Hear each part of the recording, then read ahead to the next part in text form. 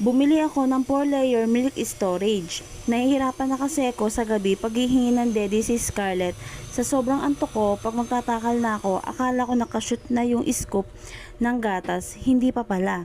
Kaya ending natatapon. Sayang. Kaya naghahanap ako nito at mabilis na bumili.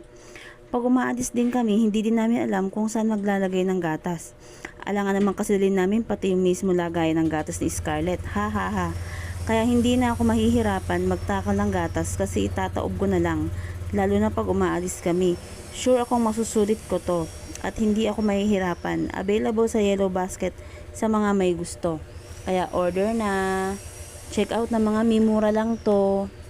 Ang ganda-ganda pa niya, may pangsabit pa siya sa ibabaw. Malambot yun, para siyang goma. Tapos yung pinaka ganyan niya, nakatuwad na talaga siya. Hindi na siya hindi ka na mahihirapan gamitin. Ang ganda niya, mga